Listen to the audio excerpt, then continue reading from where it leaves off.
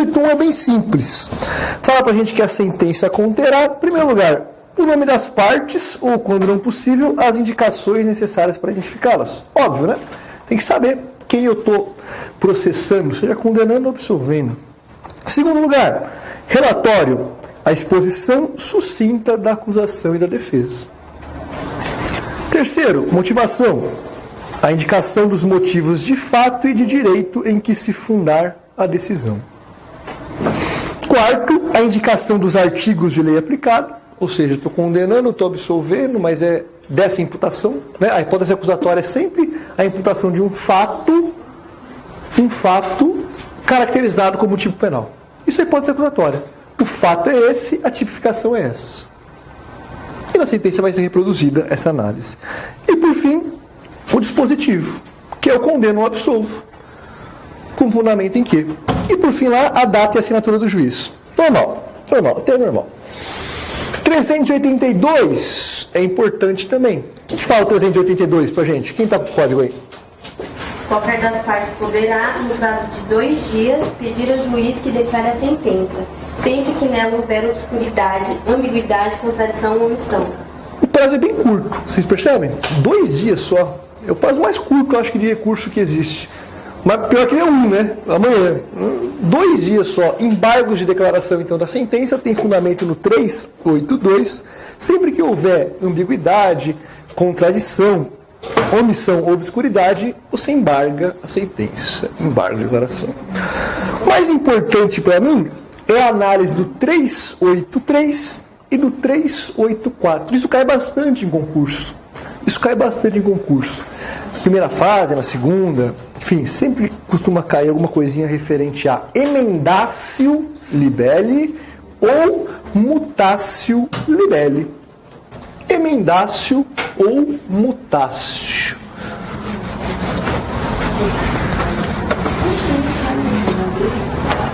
Vemos então que o processo começa aí com uma hipótese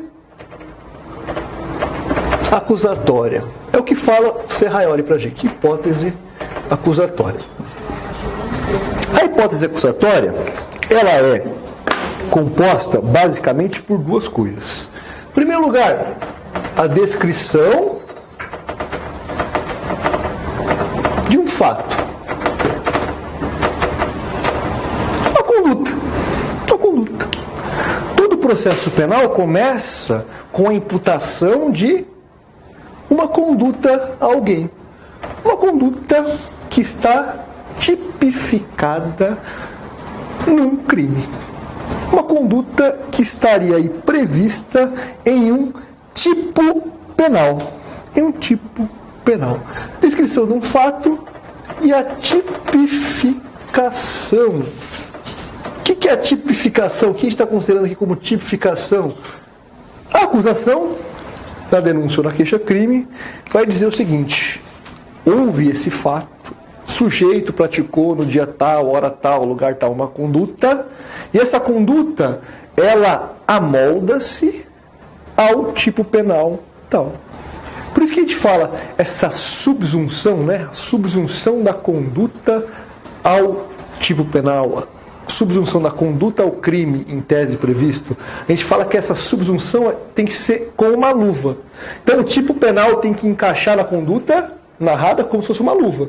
Todos os elementos do tipo penal tem que encaixar na conduta como uma luva. Então, tipo penal mais simples que tem: matar alguém.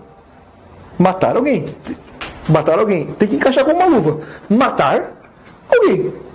Tirar a vida de uma pessoa. Matou um cachorro. Que absurdo. Hoje em dia parece que a vida do cachorro muitas vezes tem mais vida do que o ser humano. Do que alguns seres humanos, pelo menos, né? Ninguém revolta-se. Ninguém vai ficar muito revoltado se ver o cara chutando mendigo. O mendigo tá dormindo na rua. Sai aqui, seu merda. Normal. O cara é um merda mesmo. Normal. Agora chuta o cachorro pra você ver. Né? Não que eu não acho cachorro fofinho, não que eu não acho cachorro bonitinho.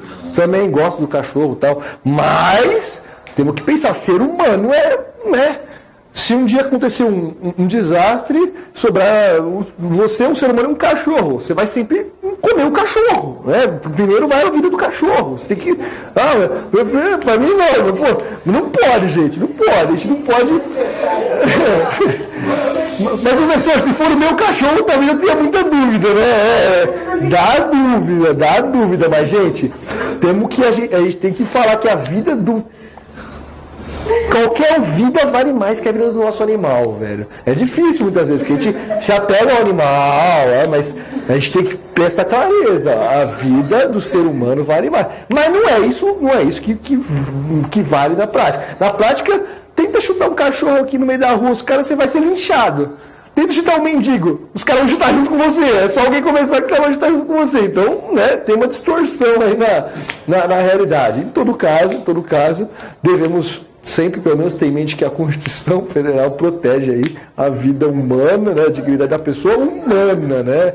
A vida da pessoa humana, o animal é protegido, claro, é crime ambiental. Se atirar no cachorro do outro, pode ser até uma repercussão patrimonial, o cachorro é patrimônio do outro, mas é isso, é coisa, não esquecemos. Você pode falar, putz, o meu patrimônio, não, é crime ambiental, é crime contra o patrimônio também, não deixa de ser coisa, animal separa do ser humano. Né? Mas, então, a tipificação, matar alguém tem que se amoldar com uma luva. Homicídio é fácil, mas tem outros crimes que tem muito mais elementos. E você vai ter que juntar a corrupção, né?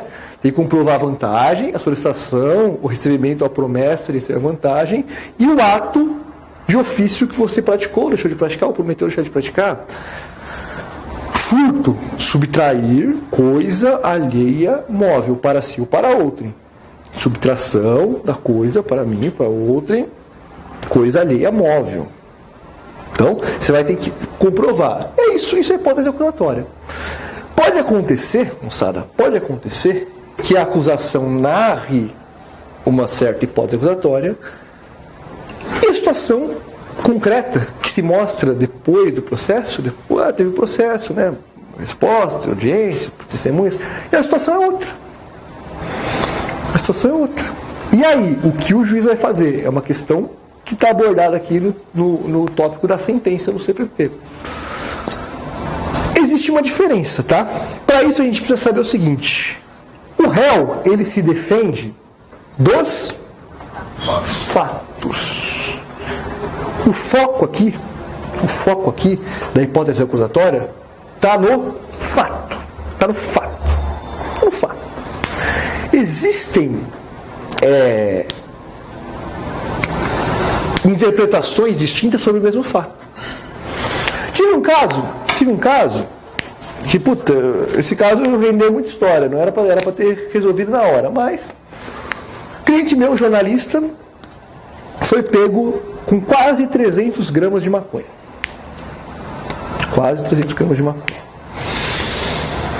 Vocês sabem muito bem que não existe uma quantidade limítrofe para caracterizar o uso ou o tráfico. O cara com 5 gramas pode ser acusado por tráfico, o cara com 500 gramas pode ser o simples usuário. Não é a quantidade que vai determinar, e sim a destinação. Se o cara estava com aquilo para consumo próprio, ele é usuário. Se ele estava aquilo com a finalidade de comercializar, não só vendendo na hora, mas se ele tinha em depósito, até milhares de verbos aí no artigo 33, guardar, possuir, ter em depósito, expor à venda, vender, enfim, qualquer coisa de conduta aí, mas com o fim de comercializar aquilo ou de passar para outra pessoa, né? Ou até dar, o cara não vendia, eu dei, mas não, você transmitir essa droga, propagar essa droga, é tráfico. Muito bem. Meu cliente lá, blitz da PM, tal, os caras têm meio radar, né? Já vê na cara, tava de moto ainda, acho que na hora que ele viu o policial, ele já se cagou, né? O policial já na hora, já ganhou na hora. Ou você deu aquela bambeada, entregou, já foi na hora, já pegou. Mas também de moto, ele foi buscar droga de moto. Já começa por aí, né? Os caras param muito moto. Eu de carro, não fui parado nenhuma vez. Fui parado uma vez no interior, tal, jogos jurídicos aí e tal. Mas aquilo aqui em São Paulo não foi difícil parar carro. Agora moto, os caras param direto, né? Os caras param direto. Pois bem, já viram na cara que tinha alguma coisa errada, levantaram lá, pegou tijolo.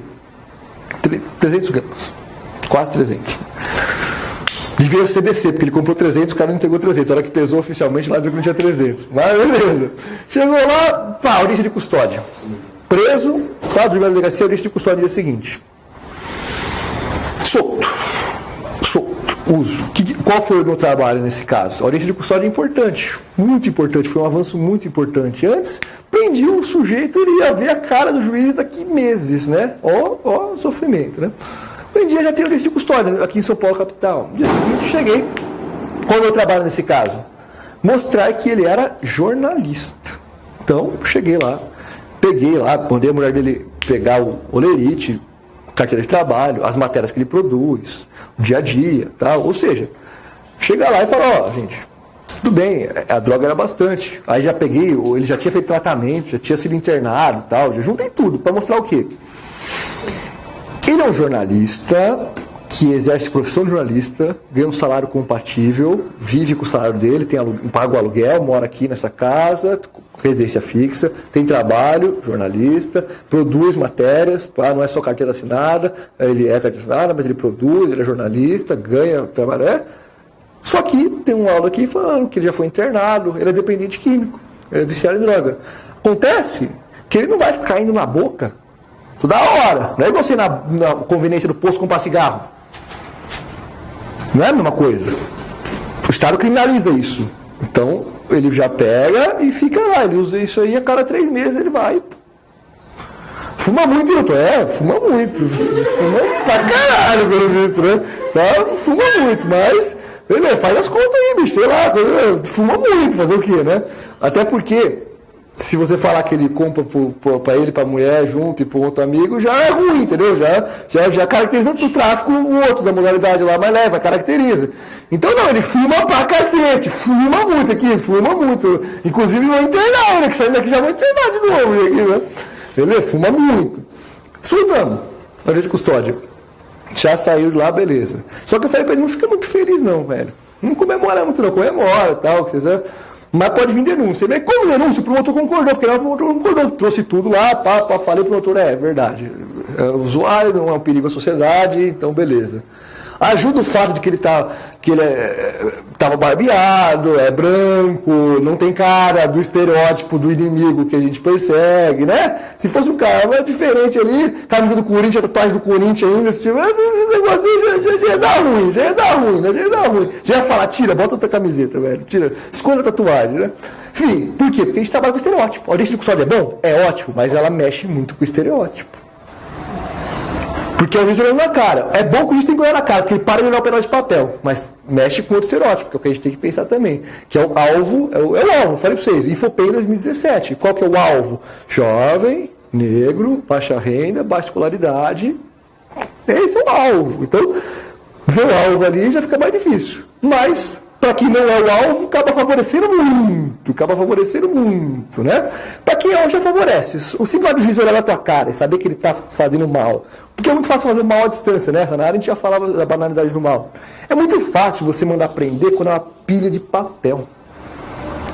Juiz que recebeu uma pilha de papel. Tudo flagrante que o MP pediu a conversão preventiva. Papel, tchau. Papel, tchau. Concorda com o MP para não ficar gerando desgaste, né? Estou aqui promotor todo dia, aí você, eu vou ficar gerando desgaste. Você pediu, eu dou. Em 1 minuto, zerei a pilha de papel. Mandei 10 caras para prisão. É diferente, alguém de custódia tem que parar, tem que olhar o que aconteceu. O policial pegou você, que circunstância? Muda tudo. Mas o paradigma continua, não muda o paradigma, porque para mudar o paradigma tem que mudar as pessoas que estão lá. Não adianta. Mas continua. Mas muda, já é alguma coisa, né? Já é alguma coisa.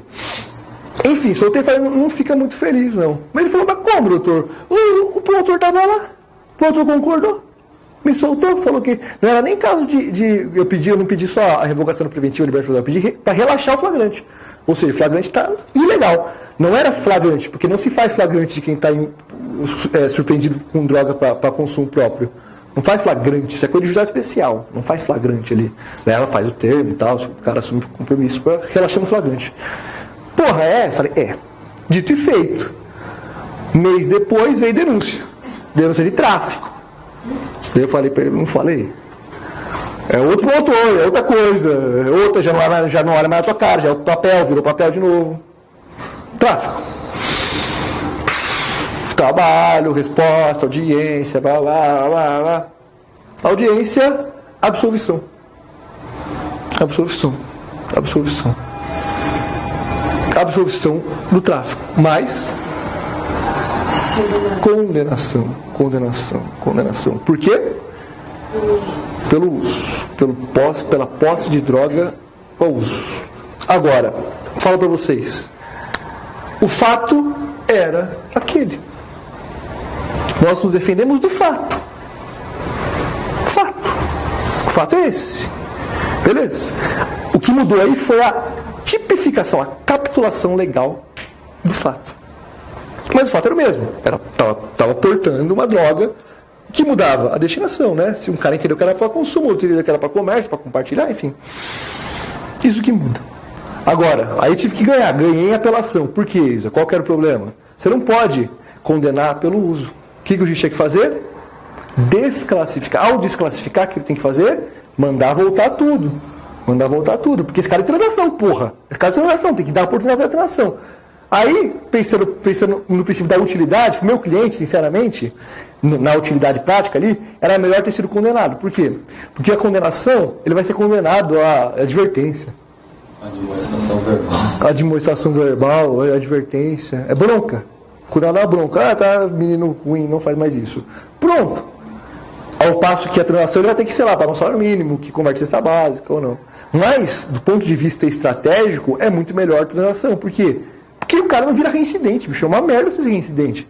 Ser reincidente com qualquer merda de pena você pode pegar regime fechado. Reincidente é uma merda. Então já, falei pro cara, meu, você vai ter que fazer a transação, mas vamos brigar lá pra voltar atrás. E quem sabe prescrever? Quem sabe prescrever? Quem mandou o Estado fazer isso? Incidência pelo porte para o uso. Como é que funciona? Porque se é um crime que não tem pena de prisão, como é que você vai considerar para fins de incidência? Foda, né? Na visão penal você não considera? Foda pra cacete, foda. É crime e é um crime que foi despenalizado, ou seja, não foi descriminado, não foi descriminalizado, não descriminalizou, só despenalizou, ou seja, é um crime. Você ser reincidente por posse de droga é a mesma coisa que ser reincidente por qualquer outra coisa. Você é o rótulo reincidente. Por 5 anos, depois de cumprir a pena, você vai ficar sujeição de ser reincidente. Que é uma merda, cara. Transação, você faz transação, não pode fazer durante 5 anos. Tá, mas... Tá, ok. Se atropelar um cara no trânsito sem querer, lesão corporal culposa, atropelou, bateu a perna lá, culposa, não vai poder fazer.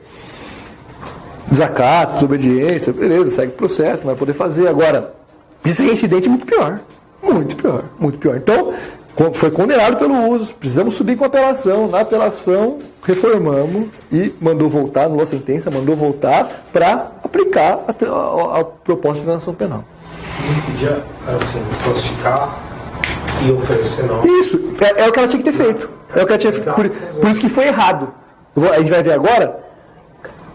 Quando a juíza considerar que o fato é o mesmo, mas um crime é um outro, que tem uma outra situação, por exemplo, transação, por exemplo, suspensão constitucional do processo, ela tem que fazer na hora. Na sentença lá, estou desclassificando, volta lá, abre o vista para o MP, oferecer proposta de transação do processo, da lei 9.999. Ou então, se o crime for com pena maior de 2, a pena máxima maior de 2, mas a pena mínima for até 1, não faz transação, mas abre vista para oferecer proposta de suspensão constitucional do processo. Então, assim, ela dá a denúncia, mas, não, desculpa. Ela dá a sentença, isso.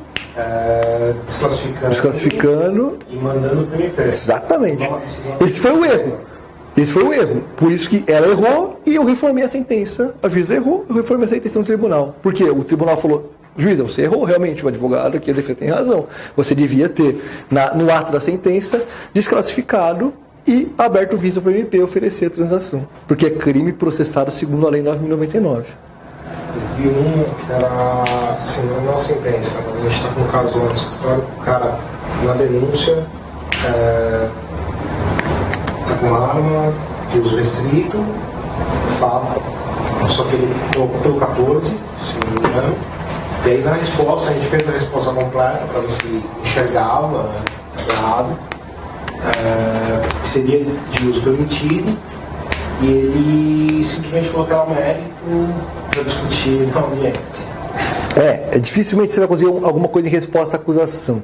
Cara, é difícil você até fazer com que o sujeito leia a resposta à acusação. Por isso que a gente, estrategicamente, na advocacia, muitas vezes a gente deixa uma tese que a gente podia alegar agora, a gente deixa para memoriais. Porque memoriais é a última oportunidade que a gente fala. Então, às vezes você fala na resposta à acusação, além do juiz não ver, você acaba abrindo possibilidade para a acusação arrumar aquilo. Então fala lá no final. Só se for uma coisa muito, muito forte que a gente já bate em resposta à acusação. Né? Esse caso é forte, pô. Os caras deviam ter olhado. Tinha duas. Só que ele alega que é de uso restrito, mas como tem um monte de especificações, a gente alegou que era de uso permitido e juntou o documento, inclusive, permitiu. O que você tem que ficar ligeiro é assim, se o fato está lá, beleza. O nosso foco para ver o que vai mudar aqui vai ser o fato. Se o fato for o mesmo, é uma situação. Se mudar o fato durante o processo é outra. Como que pode mudar? Esse fato que eu falei da droga, o fato era o mesmo. Então essa é uma situação que a gente vai chamar de emendatio libelli, ou seja, você não está mudando, você está corrigindo. Está corrigindo isso aqui, você está emendando, você está corrigindo isso aqui. Essa é uma coisa. Outra coisa que a gente vai falar, que daqui a pouquinho, que é a mutatio libelli, é quando durante a instrução mudam-se os fatos. Por exemplo, o quê, professor? Imagina que o sujeito foi denunciado por roubo. Roubo com simulação de arma de fogo. O boato é que a vítima chegou na delegacia e falou que foi ameaçada, e na verdade não era. Não era nada disso. Não era nada disso. Por quê? Porque ela não foi ameaçada. Os caras simplesmente eram tipo trombadinha. Viu lá que ela estava dando sopa com o celular, pegou e saiu correndo. Foi o descompasso. Então, na delegacia ela falou, realmente o cara me fez simulação de arma de fogo, tal. Ou seja, roubo, grave ameaça, subtração. Bom, legal, bacana. Aí no fórum ela fala, não, isso aí não foi isso que eu falei na delegacia. Eu falei isso? Não falei. Não foi nada disso. Simplesmente estava lá com o celular e o cara pegou e saiu correndo. Temos um problema, percebe? Qual que era o fato? O sujeito chegou, simulou arma de fogo, pegou, roubo. Mudou o fato. Qual que é o fato agora? O cara pegou o celular e saiu correndo. A gente, enquanto defesa, se defende do quê? Dos fatos. Então, o sujeito com uma acusação chegou e falou, o fato é esse. Você chegou e falou, tá bom, minha defesa é essa. Você está mudando agora? A situação mudou. O juiz não vai poder condenar, percebe? Não é caçar que o juiz condene. Por quê? Porque o cara não se defendeu. Lembra que a gente falou pena, crime, lei, defesa. Não teve defesa sobre esse fato. Teve defesa sobre um fato. Qual era? Roubo. Tem outro fato agora. Subtração sem ameaça. Não tem defesa sobre isso. Agora tem que falar, tem que começar de novo. Então, esse é o ponto. Se mantiverem-se os fatos, o juiz vai poder, né, a gente vai falar da lei daqui a pouco, mas emendar-se. Mantidos os fatos, o juiz pode ter um entendimento diferente. Pode ter um entendimento diferente. E se tiver um entendimento diferente, ele vai poder condenar? Vai. Mas também ele tem um dever. Se o crime permitir alguns benefícios legais, ele vai ter que dar os benefícios legais para esse crime. Mas no caso da mutácio, o juiz não é condenista para o Ministério Público. Isso é emendácio, né? Voltando só para ficar mais claro, então. Não, é emendácio, né? Não, é o que eu estava falando da emendácio, exato. Como eu estava falando da emendácio, só para ficar mais claro, eu estava falando da emendácio. Então, mantidos os fatos, o juiz pode condenar? Pode condenar. Mas o Ministério Público denunciou por estelionato, e eu acho que é furto mediante fraude. São figuras parecidas, às vezes até confusas. Mas o fato é o mesmo. Então, o Ministério Público denunciou por estelionato. Posso condenar por furto mediante fraude? Posso, desde que os fatos sejam exatamente os mesmos. Agora mudou, situação diferente, mutatio libelli, mudou os fatos. Uma coisa é a furto, outra coisa é roubo. O que eu faço, juiz? Juiz, o que você faz? Não dá para condenar assim nem para absolver, porque é uma coisa que está incongruente. A denúncia, a hipótese acusatória com a realidade. Abro vista para o MP, fala MP, arruma, beleza, agora a defesa fala. dado que a acusação mudou, defenda-se. Posso ouvir outras testemunhas também, menos, né? 3 aqui no caso, e aí sim vai poder condenar ou absolver. Aí sim vai poder julgar. Resumão é esse. Vamos agora na lei. Artigo 383 trata da emendácio libelli. Quem lê para mim? 383. Pode ir. Não, eu deixo você. O juiz, sem modificar a descrição do fato contida na denúncia ou queixa, poderá atribuir-lhe definição jurídica diversa, ainda que, em consequência, tenha que aplicar pena mais grave. Legal. Então, se tiver aí a mesma descrição do fato contida na denúncia ou queixa, mesma descrição do fato após a acusatória, o juiz ele pode condenar por outro crime ainda que tenha pena mais grave. Esse exemplo é legal do estelionato e do furto mediante fraude.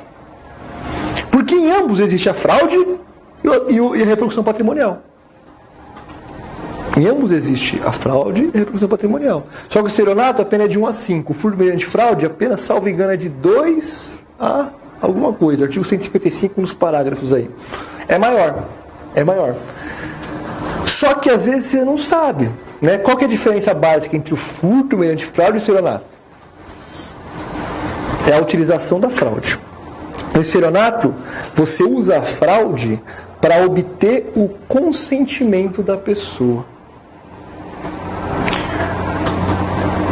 Me dá um exemplo de fraude, professor. Aquele que manda o vídeo que você acha que é uma coisa, mas é o gemidão do WhatsApp. É fraude.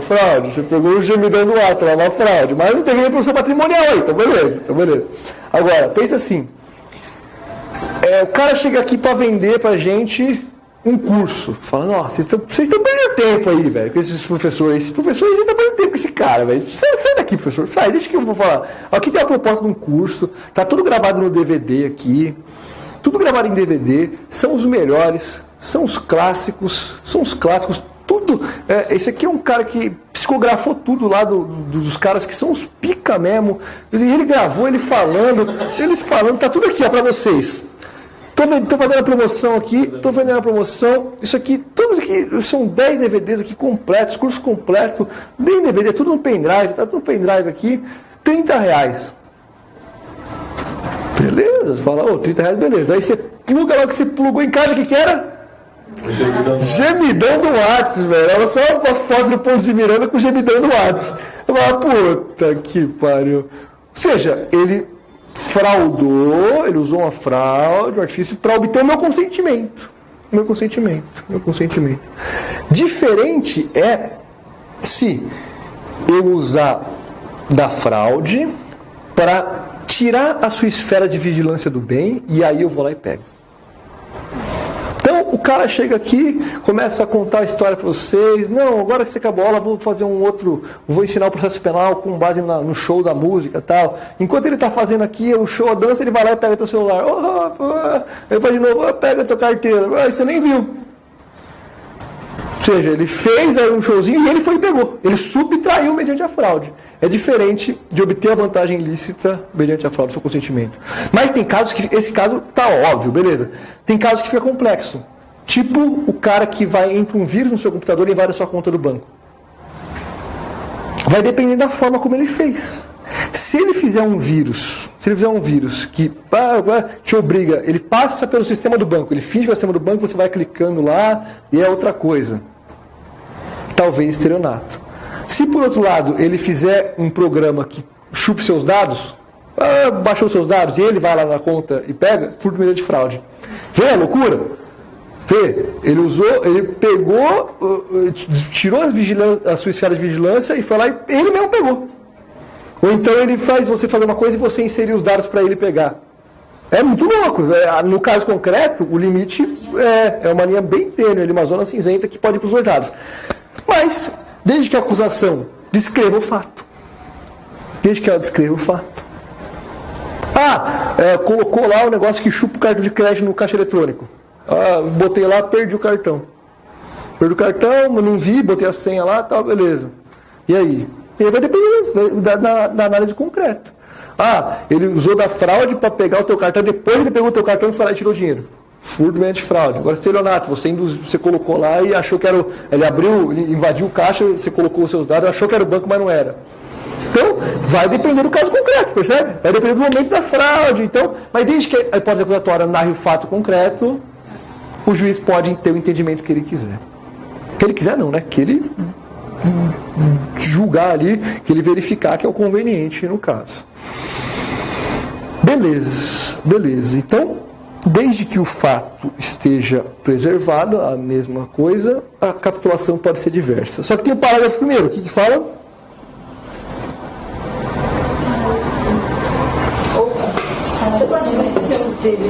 Se em consequência de definição jurídica diversa houver possibilidade de proposta de suspensão condicional do processo, o juiz procederá de acordo com o disposto na lei. Então, e a mesma coisa em relação à transação penal.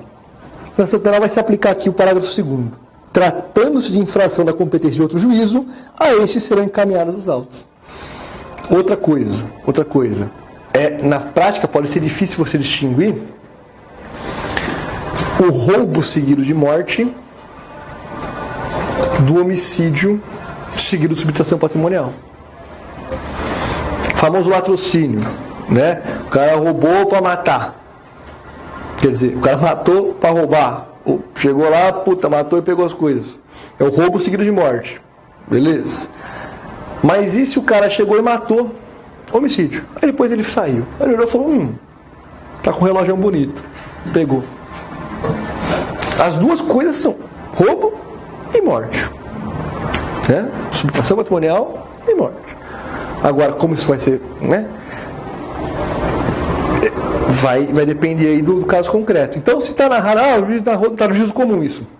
Juízo comum, latrocínio. Mas o juiz entendeu que é homicídio. Homicídio ele não pode julgar. Crime doloso contra a vida, júri. Latrocínio sim, homicídio não. Tem que remeter para o juiz competente. Mesma coisa do crime, o crime de pena até 2 anos, né? Infração penal de menor potencial ofensivo ou contravenção penal, né? Crime de até 2 anos, contravenção. Se o juiz viu isso, tem que remeter para o júri, para o rito, pelo menos, do GCRIM. Às vezes é o mesmo juiz, mas é o rito diferente, o GCRIM. Então tem que ter transação. Beleza? Essa é a famosa emendácio, Libério. O fato é o mesmo. Você corrige a capitulação. Por outro lado, mutatio libelli. Mudam-se os fatos. Quando mudam-se os fatos. Vou dar um exemplo que pode acontecer também. O sujeito atira no outro, o cara fica internado. O cara vai para UTI, fica lá. O processo vai andando enquanto isso, certo? Que crime é esse? Tentativa. Homicídio tentado. Não tem como, é homicídio tentado, o cara está vivo, né? A vida é um conceito biológico, ainda não conseguimos interpretar juridicamente, daqui a pouco vamos interpretar, mas não, vida é biológico, cara. Mas e se o cara morre no meio do processo? Homicídio consumado. Mudou. Você denunciou por uma tentativa, você narrou lá, para desferir disparos visando a morte o que não se consumou por circunstâncias alheias à sua vontade. Esse é o fato. Aí morreu no meio do caminho. Mudou o fato. Mutaste. Tive um caso bizarro, olha só. O cara, não foi isso. O cara morreu na hora. O cara matou a ex-mulher porque pegou na cama com o outro. Na facada. Ela morreu na hora. Não na hora, morreu horas depois. O laudo estava lá no inquérito. Só que pegou lá no Ministério Público, alguém chegou e fez a denúncia de homicídio tentado. Não viu o laudo, porque ela não morreu, não foi tipo morte na hora. Morreu, foi pro hospital, morreu de noite. Então, no BO lá não era morte. No BO era tentado, porque tinha ido pro hospital. Aí morreu depois e tal. Só que morreu no mesmo dia. Aí denunciou por homicídio tentado. Cochilo, né? Tem que denunciar de novo, tem que fazer. Não tem jeito. Você denunciou por tentativa de homicídio. Deu a facada, não consumou por circunstâncias alheias à vontade. Esse é o fato. Oi, querido. Se por algum acaso a pessoa morre depois da sentença e antes do trânsito em julgado? Complicado, né? Eu nunca vi. Dos fatos. Complicado. Eu nunca vi um caso desse, mas transtorno julgado, tentado. Se transtorno julgado, Não, tentado. antes do transtorno julgado, nesse caso. Na apelação, né? Se ainda tiver pendente de recurso, mas assim, ou se transtorno julgado para acusação já era, por exemplo. A acusação contentou com isso, a defesa recorreu. A defesa recorreu, continuou, aí morreu. Já tinha a acusação já tinha de julgado. Então, é complicado, não é muito comum, né? Porque ou a pessoa morre na hora, ou se recupera, mas outra coisa que vai ser complicada, vai saber até que ponto foi em decorrência da conduta mesmo, ou foi um erro médico, foi um mau cuidado. É complicado, vai entrar nas concausas, aquela coisa toda. Mas se ficar demonstrado o vínculo que realmente morreu, ficou um tempo lá, mas pegou uma infecção pulmonar diretamente ligada a isso, ou o negócio evoluiu para um quadro de óbito diretamente relacionado, e ainda não tiver mensagem de julgado para acusação, em tese, pode. Mas demora treta, porque isso já foi julgado pelo júri. Aí aquela tua questão é legal da magistratura. Mas aí a acusação fala, o julgamento contrário à prova, porque a prova está aqui. Produzir para o júri tem a prova agora, o laudo necroscópico, mostrando que a pessoa morreu. Aí, segundo a magistratura, qual que é a resposta automática? Não, falou que é prova diferente, então, já não admito o recurso porque não tem, escolher entre duas. Enfim, dá treta. Nunca tinha nem pensado por esse lado, mas dá treta. É boa pergunta, dá treta. Mas, se eu estou julgado para acusação, já era. Beleza, então, mas e se mudar os fatos, né? A gente falou dessa hipótese do roubo e do furto, que não era furto, que não era roubo, mas a gente pode pensar em muitas coisas, né? Muitas coisas. Desde que mude o fato, seja por uma testemunha, seja por uma perícia, se mudar o fato, muda o crime. Sabe dois crimes que são parecidos, mas que são diferentes, mas, embora parecidos? Concussão e corrupção. Qual a diferença da corrupção e da concussão?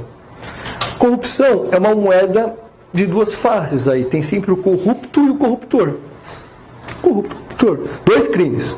Um cara que exigiu ou que aceitou, e outro cara que ofereceu ou que efetivamente deu a vantagem. É uma troca. E na concussão? Na concussão não, tem um agente público criminoso e uma vítima particular. Então, se o policial pede uma vantagem para você, é uma coisa. Se ele exige, é outra. Se o juiz pede, coisa. Se o juiz exige, é outra. Se o promotor pede, beleza. Se ele exige, o que muda a exigência? É a coação. Se o instrumento de coação similar aí a extorsão no Código Penal para crimes em particular, similar à extorsão, é concussão. Então, se mudou, né? Mas uma hora você considerou que era corrupção, agora virou concussão.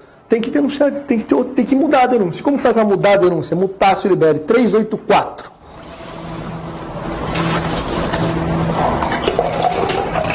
Pode ler pra gente aí, quem tiver o código. Encerrada a instrução probatória. Então, encerrada a instrução. Durante a instrução, tá vendo aí, testemunha e tal. Acabou a audiência, e aí? Se entender cabível nova definição jurídica do fato, em consequência de prova existente nos autos de elemento ou circunstância da infração penal não contida na acusação, o Ministério Público deverá ditar a denúncia ou queixa no prazo de 5 dias, se em virtude desta houver sido instaurado o processo em crime de ação pública, reduzindo-se o termo no aditamento quando feito oralmente. Isso, então, não era bem isso. Isso que você chamou de roubo, que você narrou como roubo, era um furto. Ou isso que você falou que era um furto, você denunciou pelo furto. Mas, na verdade, é um roubo. Não, a vítima veio falar, realmente, mas ele não fez negócio de ele pegar o celular e sair correndo. Ele mostrou uma arma. Putz. Aí é outra coisa. A defesa tem que ser outra, a defesa não falou de arma, não está sabendo nada disso, não se defendeu disso, não foi surpreendido na hora. Então, é outra coisa. Então, se encerrar a instrução é entender uma nova definição jurídica do fato, em virtude da prova ou de circunstância que não está contida na acusação, o que o Ministério Público tem que fazer? Aditar a denúncia. Aditar a denúncia, ou seja, é uma nova denúncia. É uma nova denúncia. É uma nova denúncia. É uma nova denúncia. Muito bem, é uma nova denúncia. Agora, vai entrar aquela velha polêmica que o nosso sistema não é um sistema acusatório puro. Vamos lá, vamos voltar à metáfora do juiz do futebol, do árbitro. Se a acusação não fez isso, o juiz pode fazer? Se o juiz ele não está interessado na causa, o juiz está vendo, está ficando claro que é roubo. A acusação denunciou por furto. Aí o juiz, no fim da audiência, parece que foi roubo. A acusação não arruma a situação. O cara pegou o celular e saiu correndo. A vítima foi lá e falou não, ele mostrou uma arma e pegou o celular. Sistema acusatório puro. O juiz ele não toma partido, né? Ele fala acusação, vista para a acusação se manifestar. A acusação fala, nada a dizer. Peço condenação no sebo da denúncia. Ele poderia condenar no sebo da denúncia? Não, porque não é isso que está sendo acusado no processo. Não é isso que está sendo investigado aqui, não é isso que está sendo apurado, não é essa a persecução penal. Mas, voltamos àquele raciocínio do artigo 28 do Código de Processo Penal, lembra? Se o juiz entender que o Ministério Público está arquivando um caso que é para denunciar, o que ele faz? Manda para o chefe. Não devia, né? O Ministério Público está falando, arquivando, não tem porra nenhuma aí. O juiz tem, olha direito. Não tem, é arquivado. Não, vou mandar para o seu chefe, você é muito burro. Você não serve. Aí o chefe pode ele mesmo denunciar ou ele designa outro promotor para denunciar como longa-manos. Ele é obrigado a denunciar. Mesma situação aqui. Parágrafo 1º. Não procedendo o órgão do MP ao aditamento, aplica-se o artigo 28 desse código. Mesmíssimo raciocínio. Então, o juiz viu aí que o fato é outro, velho. Você está falando que é furto, está na cara que é roubo. A vítima falou que é roubo. Só que tem uma outra testemunha falando que não, que foi furto. O Ministério Público fala, não, velho, a vítima nem considera o que ela está falando. Foi furto, a outra testemunha falou que é furto. Aí o juiz fala, mas eu quero condenar por roubo. Mas eu quero. Vamos pensar no contrário. A vítima fala, não, foi furto. Aí tem outra testemunha que fala, não, ele estava com arma. Eu não vi arma. Não, a vítima fala, mas eu acho que essa vítima, ela está com medo. Ela está passando um pano pro cara. É roubo, caralho. Tô vendo que tem a testemunha falando. Quem é a testemunha mentir? Por que a vítima vai mentir? Não, sei lá, alguém tá mentindo e eu acho que é a vítima. E aí o que ele faz? Manda pro chefe. Promotor, você não tá... Manda pro chefe. E aí o chefe, se o chefe insistir, aí o juiz vai ficar sem alternativa. Ou ele vai ter que condenar pelo furto, ou ele vai ter que absolver. Não tem como ele condenar pelo roubo. Porque o processo não é sobre o roubo. O processo é sobre um fato. Não é sobre a capitulação. Então, se o fato tiver o mesmo, o juiz pode condenar por uma capitulação diversa sobre o mesmo fato. Bom. Se o fato for diferente, não. Ou ele muda, ou o promotor muda, ou se o promotor não mudar, ele manda para o chefe do promotor mudar, ou se o chefe do promotor mudar, ele tem que aceitar.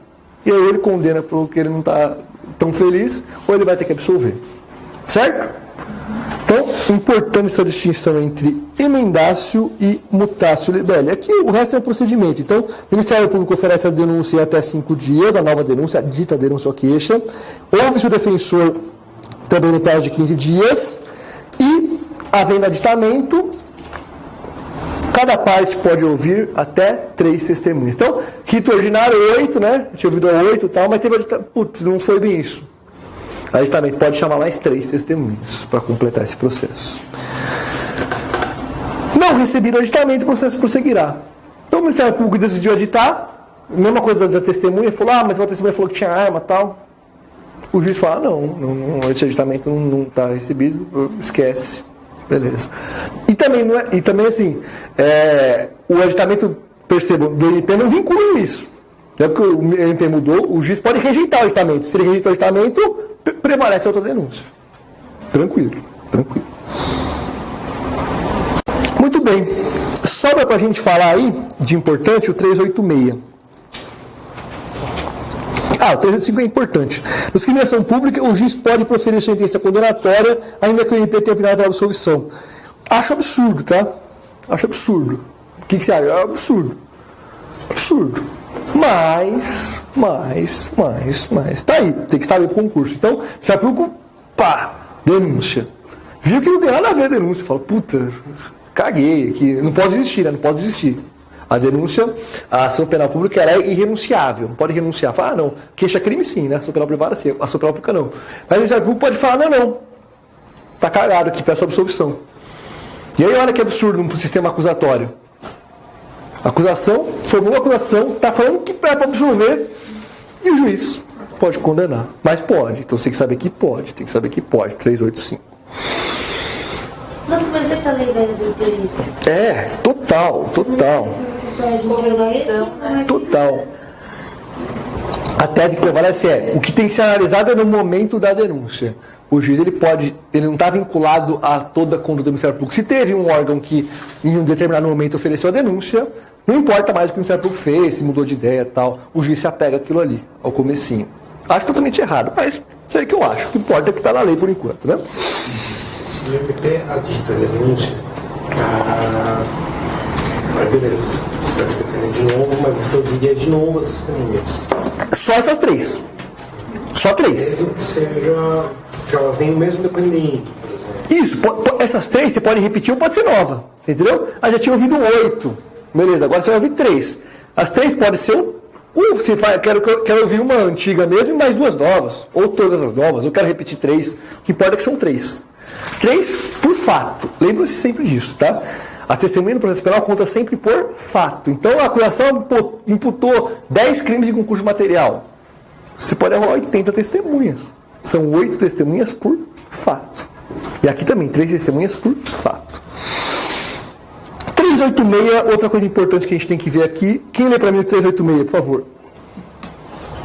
O juiz absolverá o réu, mencionando a causa na parte dispositiva, desde que reconheça. Então, 386, o juiz absolverá o réu, desde que reconheça, e aí vai.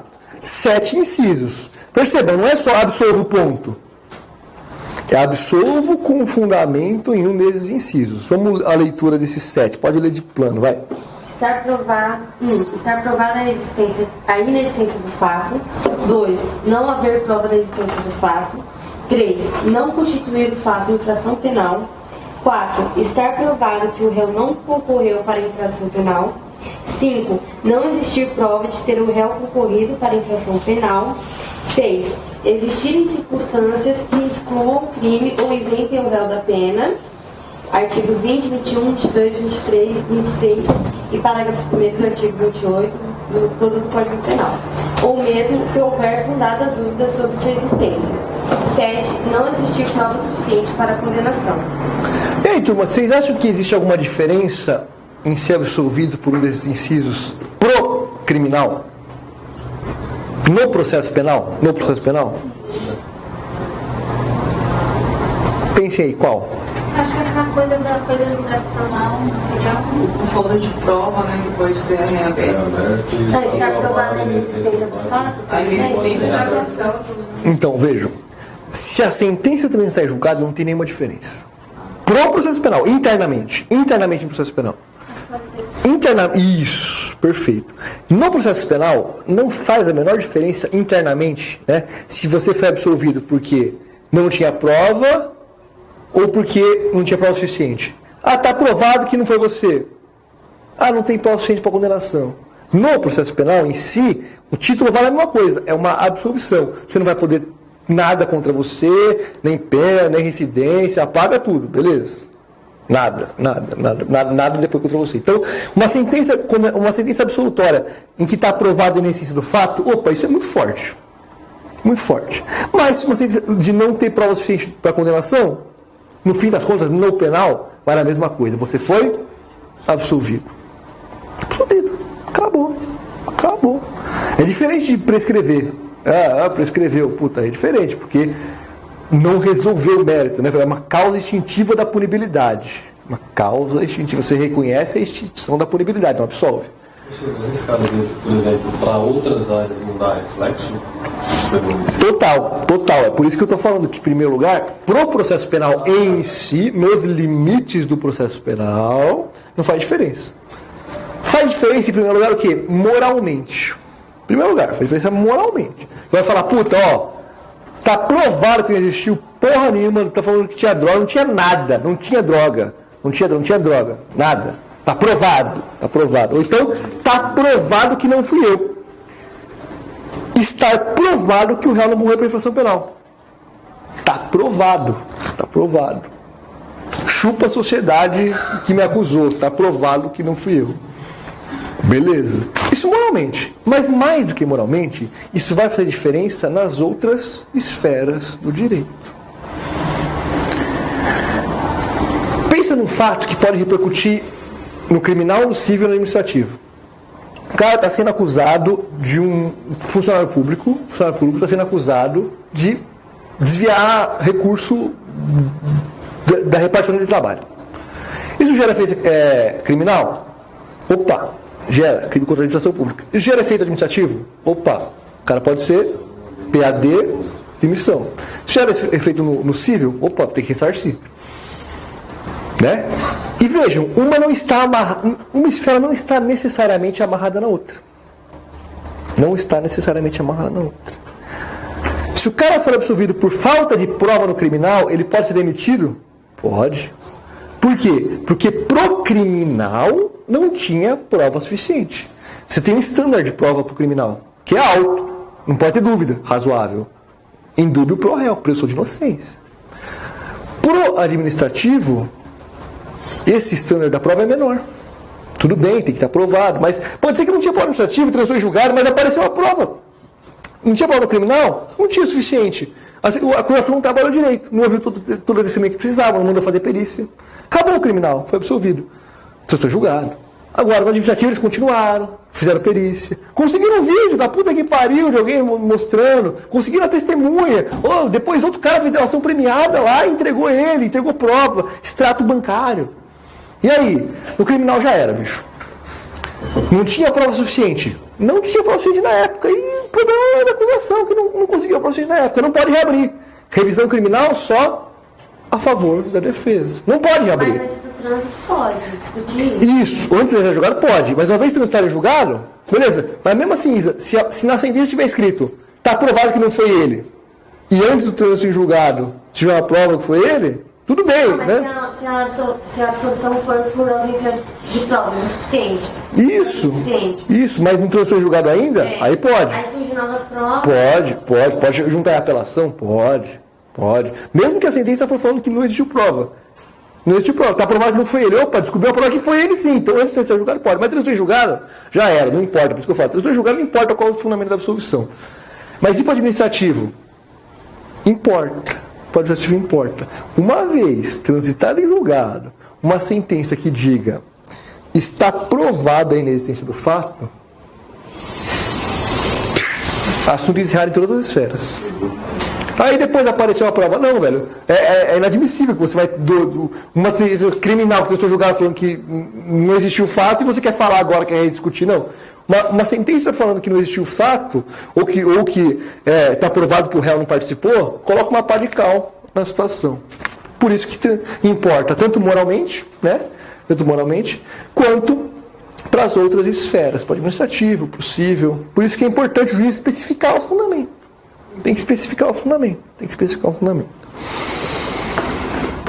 Beleza. Também, parágrafo único. Na sentença absolutória, o juiz mandará, se for o caso, por réu em liberdade. Óbvio, né? Você não precisa nem falar. Tipo de coisa que não precisa nem falar. Né? Mas também, às vezes, precisa ser dito, óbvio. Segundo, ordenará a cessação das medidas cautelares e provisoriamente aplicadas. Óbvio, né? Óbvio. Se o cara for absolvido, não faz sentido você manter qualquer cautelar. E por fim, é importante a gente saber, se perguntarem para você qual a natureza jurídica de uma sentença que aplica medida de segurança, o que você vai falar? absolutória, porque é uma sentença de absolvição imprópria. Fundamento, inciso 3. Aplicar medida de segurança se cabível. Então, ninguém é condenado criminalmente a cumprir medida de segurança. Acho que é até uma incongruência, tá? Acho que é uma incongruência. Porque, olha só, de um lado você fala que a medida de segurança é natureza de pena, porque ela pode durar só até 30 anos. E de outro você fala que é absolvição. Se ela tem natureza de pena, como que você absolveu? Concorda? Então não é pena, velho. Não, mas ela é pena, só pode durar até 30 anos. Mas você absolveu. É bloco impróprio para justificar, né? É tipo, você podia chamar de condenatório impróprio também. Não, mas deixa eu falar absolutório impróprio. Beleza. Mas aí diz que é porque é medida de segurança. Agora, a medida de segurança é outro bagulho que é foda. Esse aí eu não tenho nem opinião formada, para ser bem sincero. Já pensei muito sobre isso, mas... Cara, você acha que faz sentido você manter o sujeito preso por 30 anos, falando assim, ó, você é loucão, não pode conviver com a sociedade. Você é loucão, não dá pra você conviver com a sociedade. Faz a avaliação periódica e sempre vai falando, não, você é loucão, não tem como, você não pode ver a sociedade, você tem que ficar internado, internação. Né? Só que depois de 30 anos tentando te reabilitar num manicômio judicial, o que você faz? Desiste, você fala, não é realmente 30 anos é o limite. Você continua loucão, só que agora eu vou te soltar no mundo. Cara, isso é mais irracional que isso não tem, pra falar a verdade pra vocês. A esperança dos caras é que ele morra durante esses 30 anos lá, de tanto droga que o cara toma lá. Se você não é loucão, mas você vai no manicômio judicial, você já fica. Faça um periodinho lá, uma colônia de férias, você fica. Não tem jeito, velho. Não tem escapatória. Não tem condição. É até é criminoso você soltar o cara depois. Você tá deixando o cara desamparado. Porque o cara desse já não tem mais. Claro, ele não tinha na época família, mas não tem família, não tem nada. Você vai soltar na rua para ele ser morto, o bandido da luz vermelha. Você solta ele na rua, ele vai tentar matar, mas já tá depois de 30 anos, né? Aquilo lá é tipo cria em cativeiro. Você diagnostica o cara, fala, isso aí não dá para ver sociedade. Isso aí é 13 total, não dá. Ô, professor, então, E aí depois de 30 anos... Ninguém deu 30 anos, abre as portas, acontece? Isso, qual que é a solução que eles encontram? Depois da tragédia do banho da luz vermelha, o que eles falam? É a mesma coisa, eles fazem a mesma coisa que fizeram com o Champinha. Mesma coisa. Você faz assim, ó. Ah, essa aqui é prisão, tá? Prisão, Champinha. Ou então esse aqui é manicômio judicial, tá? Tá, e você ficou 30 anos aqui, não pode mais. Você fez 18? Puta, não pode mais ficar na Fundação Casa. Não pode mais. E também não pode sair para cadeia, não pode migrar para cadeia, certo? É a mesma situação dos dois casos. Você não pode, se era menor de idade, você pode ficar na Fundação até mais 3 anos. Beleza? Mas fez 21, bicho. Já era. Mas, puta, não dá. 30 anos também, por 30 anos no manicômio. Não deu. Aí o que a gente faz? O direito ele vive criando passes de mágica, né? Aí você troca a plaquinha daqui, ó. Fala, não, vamos apagar isso aqui então. Ou então a gente vai abrir um negócio especial dentro da Fundação Casa mesmo, né? Dentro. Ou então no manicômio judicial a gente faz dentro, assim, a gente faz um quarto diferente. Então, faz um quarto diferente. Esse quarto vai ser o quarto da interdição. Interdição civil. Ah, mas não é prisão? Não. Que prisão? Você não está lendo aqui? Você é analfabeto? Aqui é interdição. É interdição civil. Mas não é no mesmo lugar? Mas eu posso sair? Claro que não, velho. Claro que não. Está interditado. Mas o que mudou então? Não, mudou o nome, entendeu? Mudou o nome. Mudou, não é preso, não está mais no manicômio. Ele está interditado, mudou. Claro que não é isso. Claro que não é para isso a interdição civil. Não é para isso. Claro que não. Mas é o jeito que você vai arrumando os puxadinhos. Puta, deu um merda aqui o caso que você vai arrumando. O juiz é isso, o judiciário é isso, entendeu? Porque você chega na situação e fala, puta, qual o juiz que vai soltar o Champinha? Qual juiz que vai botar o dele lá? A mídia vem matando você, velho. A mídia te bota lá em cima e também te joga lá no precipício depois. Então, você viu o exemplo de Joaquim Barbosa, né? Quando ele estava na onda, ele era um herói. Agora ele fala, o cara fala, cala a boca, você já era, velho. Agora a gente quer o Moro. Chiu, cala a boquinha, Joaquim, já fez o teu papel, agora ninguém mais está muito interessado no que você tem para dizer. Percebe? Ele tenta lá, ninguém dá atenção para ele. Ele passou. O Moro vai passar também. O Moro vai passar. Quando vira à tona tudo que ele fez, ele vai passar. Ele vai passar. Mas até passar, essa fama, esse holofote, né? O ser humano fica seduzido a isso. Então, ele fica seduzido, mas ele fica pressionado depois. Porque a mesma mídia que te coloca lá em cima, ela escracha com você. Esse é o princípio do espetáculo. Se você está a favor do espetáculo, opa, você é da hora, você é brother, você é o homem do ano. Por outro lado, se você não é mais legal, se você não está mais agradando, você é jogado de lá de cima. Bom, eu acho que essas eram as considerações mais importantes que eu tinha para fazer para vocês sobre sentença. Espero ter correspondido minimamente aí a expectativa de vocês, porque, para mim, falar sinceramente para vocês, foi a melhor aula do ano. Chegou em dezembro, já aposentei em dezembro, acabei o ano, mas para mim foi a melhor aula do ano. Eu sou movido a isso. Muitas vezes a gente pega uma turma que a gente não consegue fazer. Às vezes o cara vem tão datenizado, ele aprendeu tanto. É sério, dá tristeza, bicho. Dá tristeza, bicho, porque o cara aprendeu com datena. Então, se fala que a prisão não serve pra nada, ele te acha um merda. Ele vai falar, esse cara é um comunista, velho. Eu falo, não tem nada a ver, o comunista prende os caras daqui lá, velho. Os comunistas vai lá, Fidel, mas você não prende os caras, meu. Pô, mas não, esse cara é comunista e tal. Você fala. Aí é duro. E aí, puta, você acaba entrando, ao invés de evoluir um discurso, você acaba entrando em.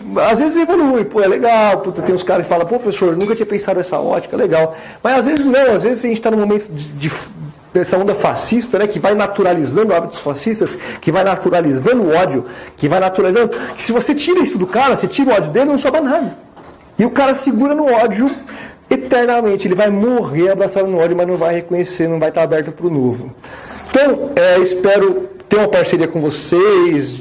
Poxa, podem contar comigo sempre que precisar, é um privilégio, é um grande prazer estar aqui. Para mim isso não tem preço, é isso que me renova as esperanças e que, já acabando o ano, que 2018 seja um ano... Vai ser duro. Vai ser de novo aquela polarização, aquele ódio, mas que a gente consiga levar isso com um pouco de olhar para a humanidade ainda, um olhar democrático, as coisas... a gente toma mesmo pedrada de todo lado, mas ainda é possível, porque se a gente perder esse interesse, esse estudo, se a gente largar isso, se a gente se render, aí que as coisas acabam de fazer sentido mesmo. Então essa iniciativa de vocês, de democratizar o acesso a esses postos, é do caralho. Então vocês podem contar comigo por vocês precisarem. Beleza?